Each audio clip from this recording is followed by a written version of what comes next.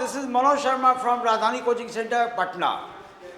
I am going to have presentation of detailed discussion of Bihar Civil Code Clerk Package 2 Set 8. Do you understand? The first question, August.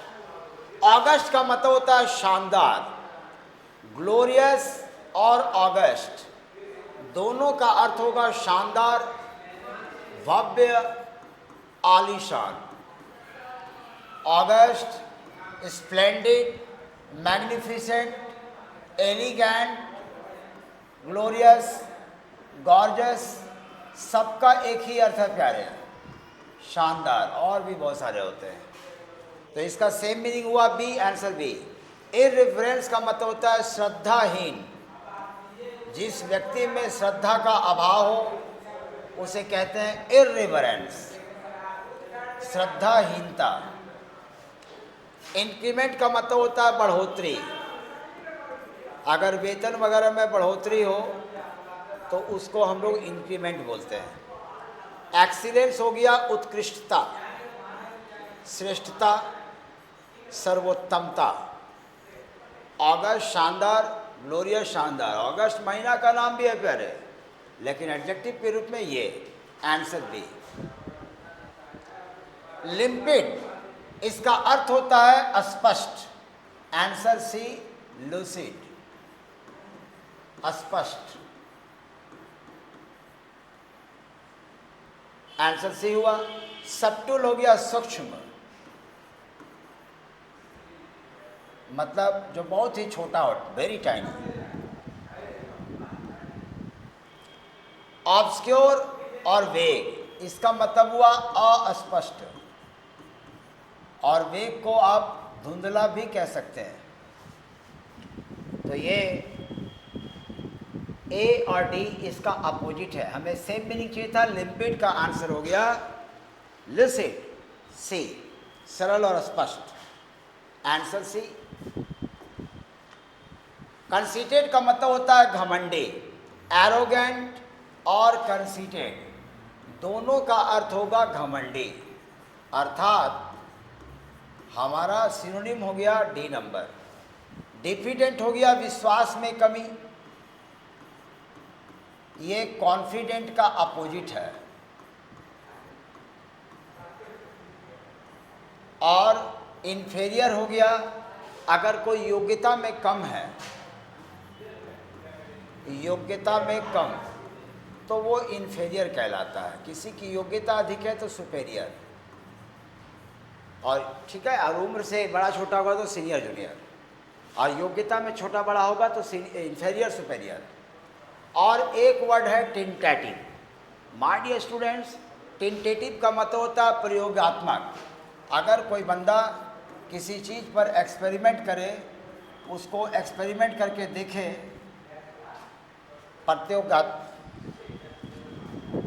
ये प्रयोगमूलक होता, प्रयोगात्मक. आकार हमने गलत दिया है. ठीक है, लोग एक्सपेरिमेंट करते हैं कि ये पॉलिसी सही होगा या नहीं होगा, तो ऐसा कोई प्रयोग किया है, that is called tentative. Answer तो हो गया घमंडी का डी. अगला देखिए. डेफरेंस का मतलब होता है आदर. ये हो गया आदर. डिसरिगार्ड हो गया अनादर. ये तो डेफरेंस का अपोजिट है, किंतु हमें तो सिनोनिम चाहिए, यानी कि सेम मीनिंग.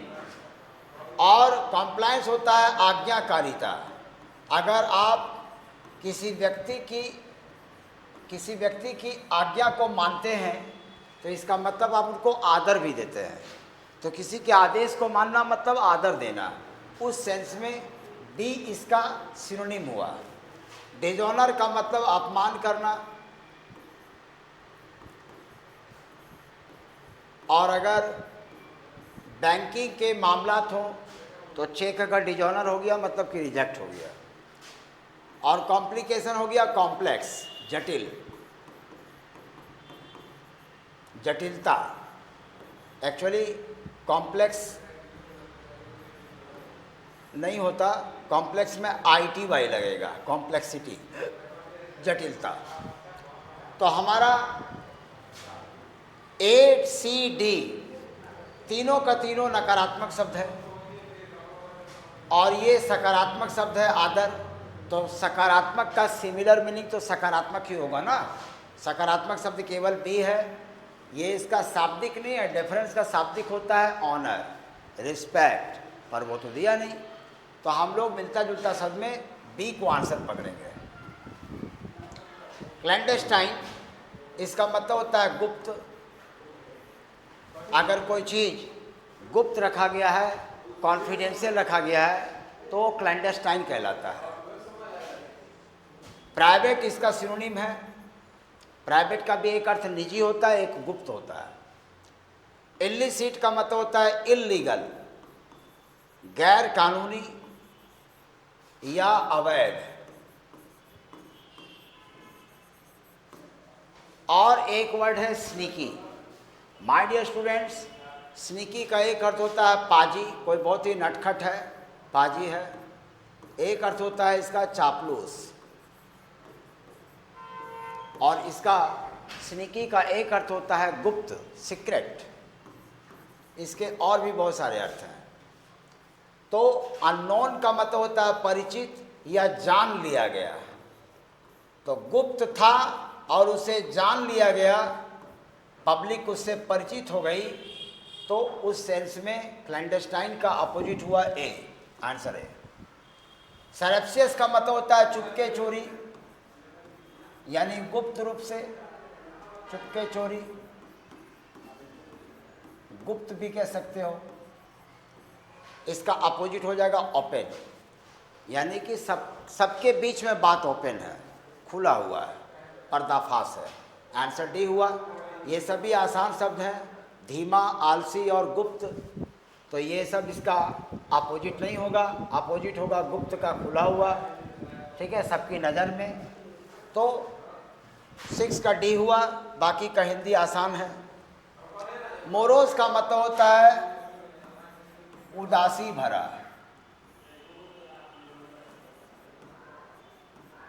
अगर कोई बहुत ही उदास है, हताश है, तो मोरोज होता है। ग्लूमी इसका सिनोनिम है। सलेन का मतलब भी होता है उदास, ये भी इसका सिनोनिम है।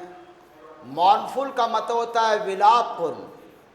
अगर कोई व्यक्ति बहुत ही विलाप कर रहा है तो उस विलापपूर्ण को कहते हैं मॉर्नफुल। इसको एक अंदाज में सैड भी बोल सकते हैं। और चीयरफुल हो गया प्रसन्नचित्त, तो उदासी भरा, इसका साइनो हो जाएगा प्रसन्नचित्त। कहने का मतलब कि उदास का अपोजिट हो गया चीयरफुल, आंसर बी। विक्ट्रीफाई, इसका मतलब होता है नष्ट कर देना, बर्बाद कर देना। सड़ गल जाना, शुद्ध होता है सड़ जाना, गल जाना। ऐसा गलता है, ऐसा सड़ जाता है कि उससे दुर्गंध आने लगती है, तो ऐसे सड़ना को विक्ट्रीफाई बोलते हैं। इसका अपोजिट में हम लोग देंगे डीकम्पोज, क्योंकि डीकम्पोज में क्या होता है कि उस वस्तु का पूरा क्षय हो जाता है और तत्पश्चात वो सड़ने गल लगता है। डिस्ट्रॉय नहीं देंगे, क्योंकि डिस्ट्रॉय का मतलब होता है बर्बाद करना, तोड़ देना, नष्ट करना। जैसे एक खिलौना है, बच्चे ने उसको तोड़ दिया तो थोड़े से दुर्गंध आने लगेगा, वो खिलौना थोड़े सड़ने गलने लगेगा। तो इसलिए डिस्ट्रॉय नहीं कहेंगे। वस्तु के क्षय के लिए, जिससे दुर्गंध भी आती है, डिकम्पोज होता है, इसलिए विक्ट्रीफाई का ये सड़ गल जाना, डीकम्पोज, इसका सिनोनिम हुआ। तो ये सिनोनिम है सवाल का, पर ये तो आंसर होगा नहीं, हमें तो आंसर में अपोजिट चाहिए। डिस्ट्रॉय का मतलब होता है नष्ट करना, ये भी निगेटिव वर्ड। डीकम्पोज भी निगेटिव वर्ड। कंटामिनेट का मतलब होता है पोल्यूट, प्रदूषित करना, ये भी नकारात्मक शब्द। फ्रेशन का मतलब होता है तरोताज़ा करना। तो सड़ जाना, एक चीज़ है जो सड़ा हुआ है, और एक है जो कि बिल्कुल तरोताज़ा है, फ्रेशन है, तो एक होता है सड़ना, एक होता है ताजगी प्रदान करना। उस सेंस में सी इसका अपोजिट हुआ, आंसर सी। बैड ब्लड का मतलब होता है पुरानी शत्रुता। इसे आप चाहें तो खानदानी दुश्मनी भी कह सकते हैं। कई पीढ़ियों से अगर दुश्मनी चलती चली आ रही है, शत्रुता चलती चली आ रही है, उसको बैड ब्लड कहते हैं। इसका सिनोनिम होता है एनमाइटी। तो इस ईडियम का आंसर ए हुआ। इसके जगह पर एनिमोसिटी भी हो सकता था सवाल में बैड ब्लड का हॉस्टिलिटी भी हो सकता था। तो ये बैड ब्लड, हॉस्टिलिटी, एनिमोसिटी, एनमाइटी सबके सब साइन हुए, आंसर है। एफिनिटी, ये इसका अपोजिट हुआ, सौहार्दता यानी मित्रता। राइवलरी हो गया प्रतिद्वंदिता। अगर कोई दो व्यक्ति में कंपटीशन चल रहा है तो ऐसी स्थिति में प्रतिद्वंदिता जो होती है उसे राइवलरी कहते हैं। इम्प्योर ब्लड, अशुद्ध रक्त, इसकी हिंदी की जरूरत नहीं है, आंसर है। पास द बक, इसका मतलब होता है दूसरे के ऊपर आरोप मढ़ देना। गलती अपनी थी, दोष लगा दिया किसी और पर। ब्लेमिंग अनदर पर्सन, इसको कहते हैं बलि का बकरा बनाना, आंसर हो गया सी। आवश्यक सेवा प्रदान करना, ये आंसर नहीं होगा। शांत करने की कोशिश करना, ये भी नहीं होगा। अनप्लीजेंट, कोई चीज़ दुखद होना, ये भी नहीं होगा आंसर। ये तो है दूसरे के ऊपर आरोप मढ़ देना, बलि का बकरा बनाना, आंसर सी हुआ। आउट ऑफ द ब्लू, इसका मतलब होता है अचानक, अप्रत्याशित रूप से। अगर कोई घटना घटित हो जाए दिल को आघात पहुंचाने वाला, तो उसे कहते हैं अनएक्सपेक्टेडली, अप्रत्याशित रूप से। अनएक्सपेक्टेडली का भी यही मतलब होता है, अप्रत्याशित रूप से। अनडॉटेडली, निसंदेह ही, ये नहीं होगा। अचानक से घटित होने वाला, अनएक्सपेक्टेडली। और ये अविश्वसनीय रूप से, और ये चिंता विहीन, ये सब नहीं होगा। चिंता विहीन या असंबंधित, अनकंसर्न का दो अर्थ। आंसर हो गया बी, अनएक्सपेक्टेडली। इन अशुभ, इसका मतलब होता है मुसीबत में, आंसर डी होगा। इन ट्रबल, मुसीबत में, परेशानी में। ए में लिखा है पैसे का बहुत अभाव हो, ये गलत है। पैसे का बहुत अभाव गलत है।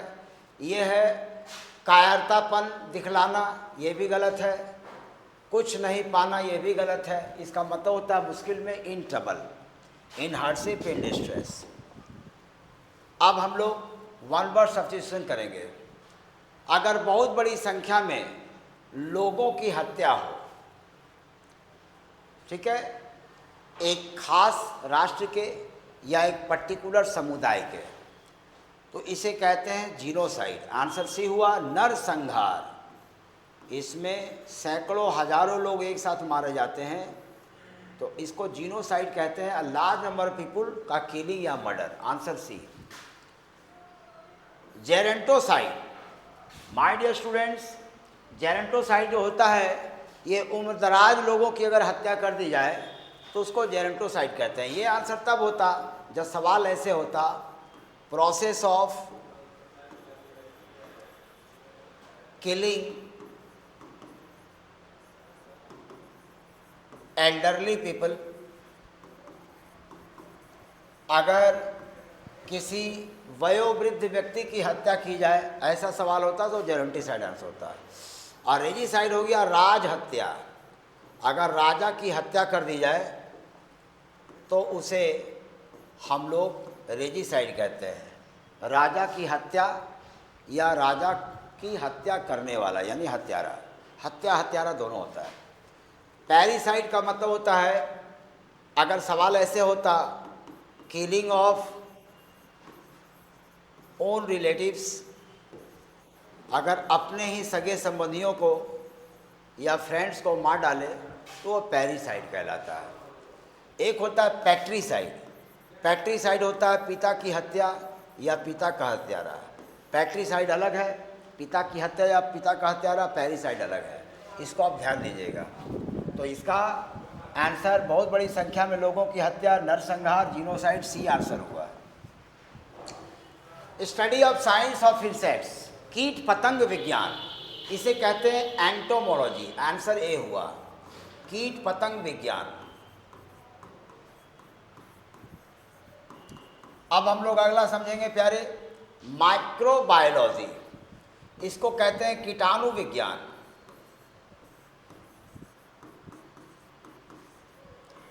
और एंथ्रोपोलॉजी, इसको कहते हैं मानव संबंधी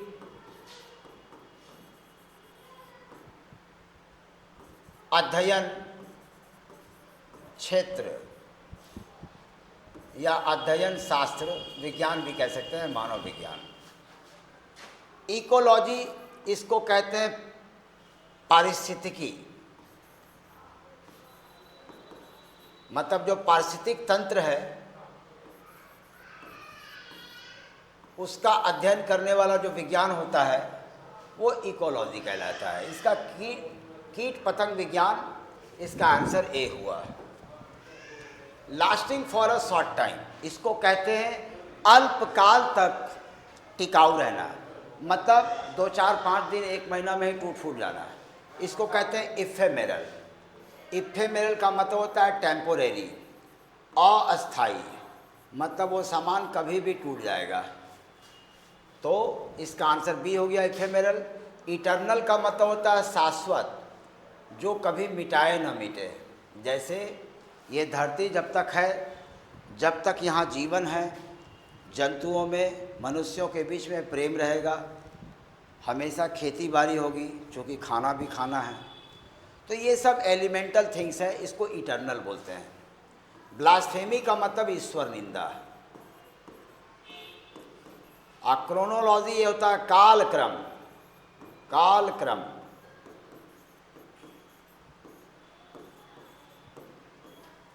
तो टिकाऊ होगा लेकिन बहुत ही कम समय, यानी वो अस्थाई है। इफेमेरल इसका आंसर हो गया, अस्थाई। Answer B. क्वेश्चन नंबर 16, इसमें परसेवरेंस की स्पेलिंग गलत है। PERSEVERANCE। परसेवरेंस का मतलब होता है बारंबार कोशिश। 3 सही स्पेलिंग है, 1 गलत है। जो गलत स्पेलिंग है वो हमने लिख दिया है सुधार करके, आंसर है। इंटरप्रेन्योर का मतलब होता है उद्यमी। उद्यमी किसको कहते हैं भैया? एक ऐसा व्यवसायी जिसमें रिस्क बियरिंग कैपेसिटी हो, मतलब जोखिम उठाने की क्षमता हो, दैट्स कॉल्ड एंटरप्रेन्योर। आय, इसको आइजले मत पढ़िएगा, आय, इसको कहते हैं छोटा द्वीप या छोटा टापू, दैट इज कॉल्ड आय, स्मॉल आइलैंड।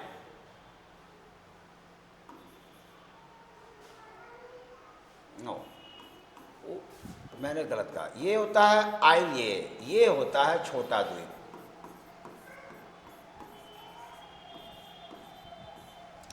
इसका दिमाग से निकल गया है, बाद में याद आएगा तो बताएंगे।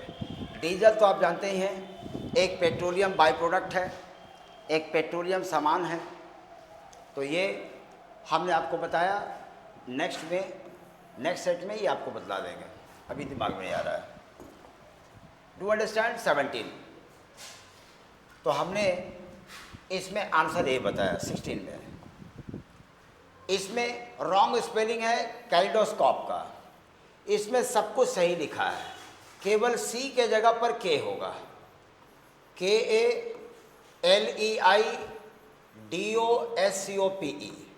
कैलिडोस्कोप एक यंत्र है। श्रवरी हो गया झाड़ियों का जंगल, एक ऐसा जंगल जिसमें झाड़ी ही झाड़ी है, ऐसे जंगली स्थान को श्रवरी कहते हैं। लेफ्टिनेंट ये एक सैन्य पद का नाम है।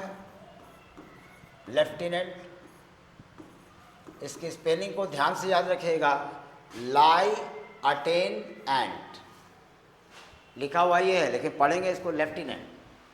तो माय डियर स्टूडेंट्स, लेफ्टिनेंट का स्पेलिंग को ध्यान में रखना है आपको। और एक शब्द है ओनोमोटोपोइया, इसका मतलब होता है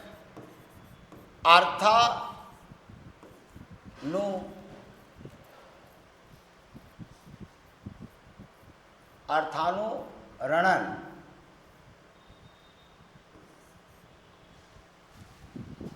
आई थिंक ये टवर्ग ना होता है, अंत वाला। अर्थानुरणन ये एक लिटरेरी डिवाइस है। कविता वगैरह में किसी लाइन में यदि साउंड वर्ड दिया जाए, लिटरेरी डिवाइस का मतलब हुआ फिगर ऑफ स्पीच, अलंकार। अगर किसी वाक्य में साउंड वर्ड हो, मतलब उस शब्द से आवाज़ निकलता हो। जैसे कि मान लीजिए एक कविता में एक लाइन लिखा हुआ है, द कैट पर्ड, तो पर्ड का मतलब क्या हुआ? बिल्ली अगर गुस्से से या दुख से चिल्लाएगी तो उस चिल्लाना को पर कहते हैं। आईडी लगाने पे डबल आर, तो चिल्लाएगी तो आवाज़ निकलेगा। तो इस कविता के इस लाइन में आवाज़ निकलने वाला शब्द है, तो ये कहलाएगा अलंकार में ओनोमेटोपोइया। तो ये मैंने आपको डिफाइन किया। और बच गया अब कैलिडोस्कोप। कैलिडोस्कोप को कहते हैं बहुरंग दर्शक यंत्र। बहुरंग दर्शक यंत्र एक ऐसा यंत्र जिससे बहुत सारे रंगों को देखा जा सकता है। तो ये कहलाता है, अब बहु में अगर रूप भी लगा दें तो ज़्यादा अच्छा होगा। मैं इसको मिटाता हूँ।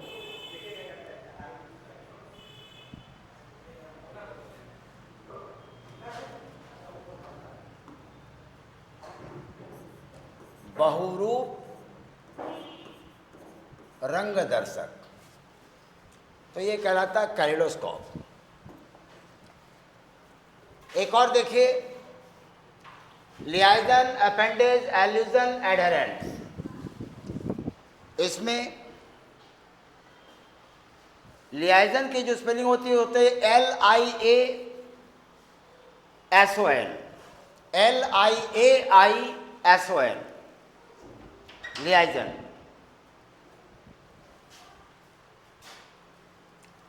तो ये बिल्कुल सही स्पेलिंग है। एल्यूजन एक इल्यूजन होता है। इस इल्यूजन का अर्थ होता है भ्रम, और एक होता है एल्यूजन ए से। तो ये हमारा होता है रेफरेंस इंडिकेशन। इसको कहते हैं रेफरेंस बिकॉनिंग इंडिकेशन।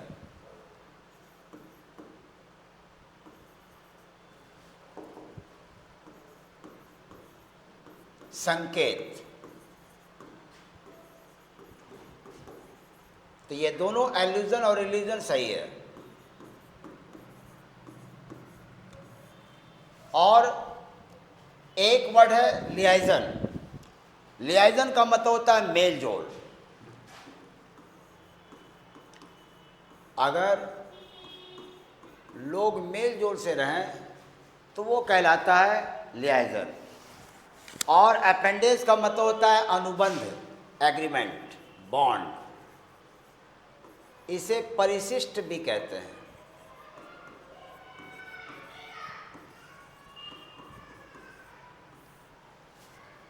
और एल्यूजन अभी थोड़ी देर पहले हमने बतलाया था, संकेत, ये मैंने भूल से नीचे वाले में लिख दिया है।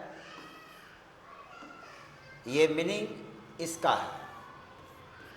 एडहेरेंस इसका मतलब होता है चिपकने या चिपकाने की प्रक्रिया।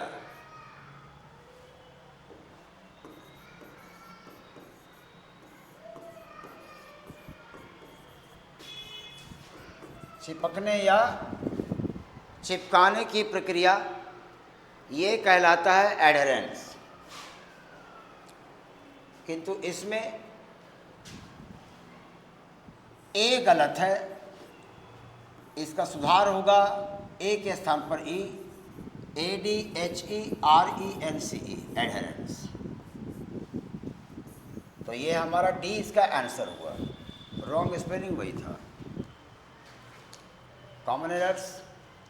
Had I the wings of a dove, I would have flown in the sky to be with you in London. इसको समझिए। इसे समझने के लिए आपको मैं एक सिनोनिम बताता हूं। If I had the wings, इतने में समझो, यदि मेरे पास पंख होता। इसको लिखने का एक और तरीका है had I the wings, काश मेरे पास पंख होता। had I the wings, काश मेरे पास पंख होते। तो ये दोनों if I had the wings या had I the wings दोनों का आंतरिक अर्थ एक ही होता है। इसमें had कहलाता है verb to। had helping verb तभी कहलाता है जब उसके बाद भी3 हो, लेकिन सब्जेक्ट के बाद केवल हैड दिया हो, उसके बाद ऑब्जेक्ट हो, तो ये हैड वर्ब का दूसरा रूप है। तब इसका अर्थ हो जाएगा पास होना। ये वर्ब भी2 है, पास्ट इंडेफिनिट टेंस है, पास्ट परफेक्ट नहीं है। पास्ट परफेक्ट तब होता जब हैड के साथ यहाँ भी3 होता। तो हैड के साथ वर्ब 3 नहीं है, पास्ट परफेक्ट नहीं, पास्ट इंडेफिनिट है। अब हम लोग रूल सीखेंगे।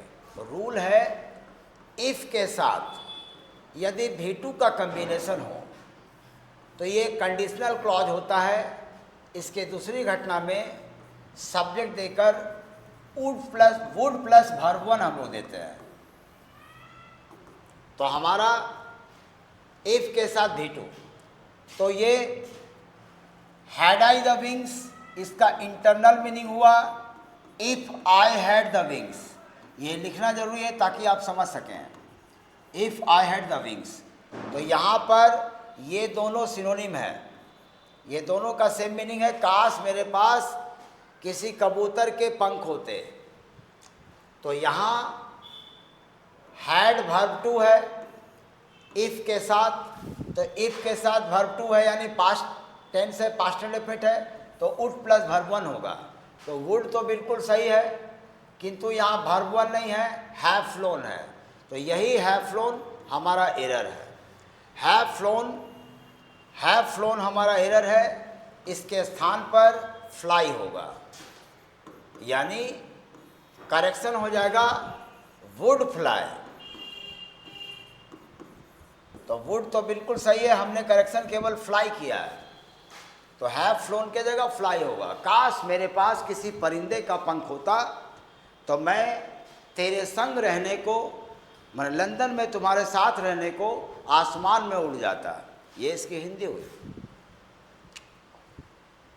Now the last question. It is well known to the bio students that, bio students को अच्छी तरह से पता है कि द बैक्टीरिया नेम्ड लैक्टोबैसिली, मैं आपको बताऊं बैक्टीरिया प्लूरल नाउन है, इसका सिंगुलर होता है बैक्टीरियम। सिंगुलर नाउन को मैंने एन लिखा है, इसका सिंगुलर होता है बैक्टीरियम। बैक्टीरियम सिंगुलर है, बैक्टीरिया प्लूरल है। अब लैक्टोबैसिली को देखिए, लैक्टोबैसिली भी प्लूरल नाउन है, इसका सिंगुलर नाउन होता है लैक्टोबैसिलस।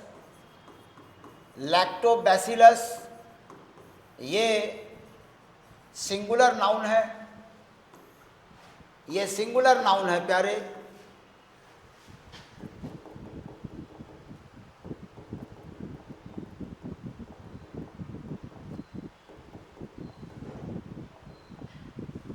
सिंगुलर नाउन है ये। तो लैक्टोबैसिलस नहीं, लैक्टोबैसिली है, ये भी प्लूरल, ये भी प्लूरल। तो यहाँ पर ईज एरर है, ईज के स्थान पर इसका करेक्शन होगा आर। तो सेक्शन बी में एरर है, answer B. That's all for the day. See you once again in my next video clip. Bye-bye.